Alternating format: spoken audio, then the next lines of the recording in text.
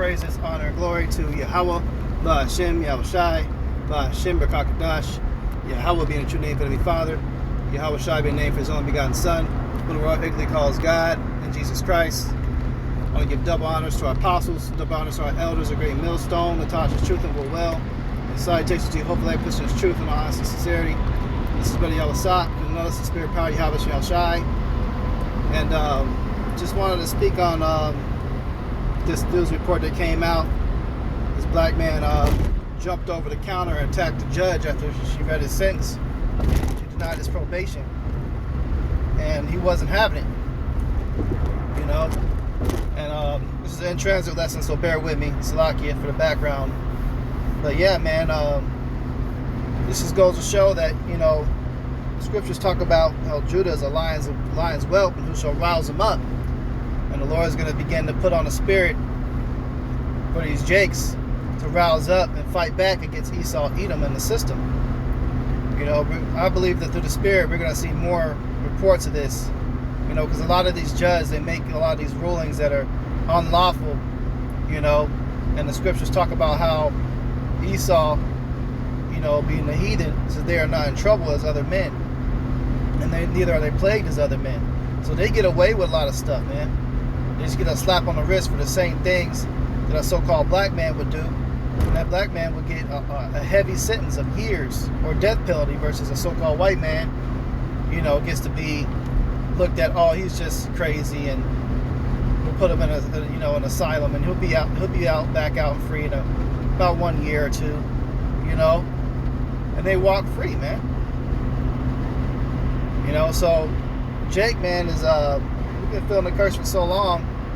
Even the 2/3 Jake, man, they're getting fed up, and you're gonna start seeing them really get on these Edomites. The Spirit's rousing them up to really fight back, get on these Edomites, and rousing Jake up, man, getting that old lion, you know, make his ass get up and roar and come to fight. Because eventually, all lions are gonna have to fight to defend themselves, man. You know. You know, you got a lion, you see them in Africa on these shows, and they may have that nice little decent pride, and, you know, have a whole bunch of lions in their pack, what they call it, a pride, and they get comfortable and they're laying there. But eventually you're going to have an enemy come in, either it be a lion from another pride of lions that's a lone lion, and he's looking to take over and take the lionesses, or you might have hyenas attack. Something's going to happen to set him off, and Jake is being set off now, man. You know, because it was a few months ago.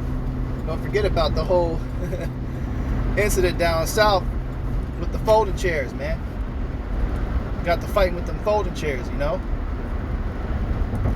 And Jake's got on them white cats, man. So the spirit is beginning to turn up. The Lord is putting the spirit on these Jakes, the so-called Negroes, which is the tribe of Judah, Benjamin, Levi. You know, and is put the spirit on them, man. A lot of 2/3, they about to start getting real wild on these Edomites. Because Esau's going down, man. His kingdom's going down. And we're entering into a period that's called Jacob's trouble, which means it's going to be very difficult. Times are going to be so horrific and difficult for the nation of Israel. It's going to be difficult for the whole world. But the ones that's going to get the first whooping first, the lick first, is going to be the Lord's people. Lord said, you know, judgment shall begin at my house first. So it's called Jacob's trouble. It's going to be our trouble, you know. And for the 2/3, it's going to be terrible, terrible, terrible trouble for you. You're going to continue to get all these harsh sentences and stuff like that, man. There's no promising future for a 2/3. 2/3 is a so-called black, Latino, Native American that is a Hebrew Israelite, but they're destined to be destroyed because they just have utter wickedness about them, an utter wicked spirit. They can't possibly get right, and refuse to get right, refuse to accept the law, statutes, commandments, and commit to a change in serving the Lord. So you only have 1/3 of the Israelites that are going to be saved. 2/3 are going to be obliterated. Now the 1/3 will be reincarnated into the kingdom. They'll come back, and they will be allowed in the kingdom, and there'll be everlasting shame and contempt, though. You know, they're going to have an everlasting shame face and content about them, feeling terrible about how they lived their lives and the decisions that they made, and You know, it's going to be known who they were in the world and the things that they did. Whether it be living a lifestyle of a man being with a man, or a woman being with a woman, or just a murderer, you know, or a drug dealer, you know, things like that, man.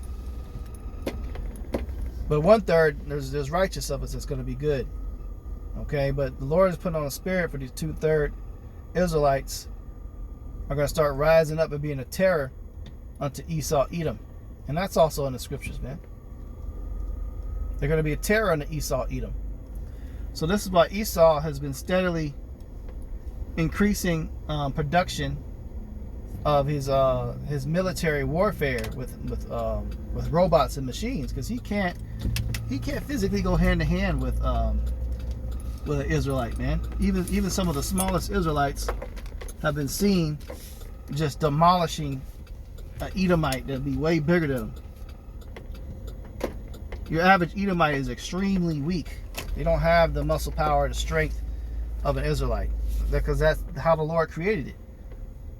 The scriptures say that the elder shall serve the younger, you know, and the one people shall be stronger than the other, and that's the Israelites are stronger than all the other nations. Just have a physical strength about us that can't be explained. You know, they try to explain it with science and stuff like that, or genealogy, and say things like, oh, you know, you're genetically this and this and this and that. This is why you're so much better in sports and stuff than us. You know? Okay, but hey, look. This type of shit, man, is about to spread like wildfire. You're going to see a lot more reports like this. Okay? Let me get a precept real quick. This is the book of Isaiah 42 and 22. It says, but this is a people robbed and spoiled. They are all of them snared in holes, and they are hid in prison houses. They are for a prey, and none delivereth, for a spoil, and none saith restore. Right, man. Robbed and spoiled, held in prison houses. That goes into all these prisons, these jails. It's all our people up in there. And Jake's fed up with it. Jake is fed up with it, man. The system is set up against Israelites for us to go to prison. It's set up against Israelites, and it's in favor of these Edomites and the Israelite woman. It's in favor of them. You know, because they need to use the woman to come against the Israelite man. So Esau, Edom has been successful if he was to create a woman that destroys a man's household, because that creates a massive amount of stress on the Israelite man. You know, they can make him so stressed out he can break. You know, his finances get jacked up behind the bullshit she'll put him through. You know, the child support, and then our people can't thrive as a nation because our women are just not in order. So he makes sure they're good to go. You know, for the most part. But when it comes to, you know, the judicial system, if them themselves get in trouble, and it's something that's not attached to doing against the Israelite man, then that's when the Israelite women will feel the curses too. Like if she's having a baby, you know, the mortality rate is extremely higher for a woman in labor, and the mortality rate for the child is way more higher. They're not treated as good. I witnessed that firsthand.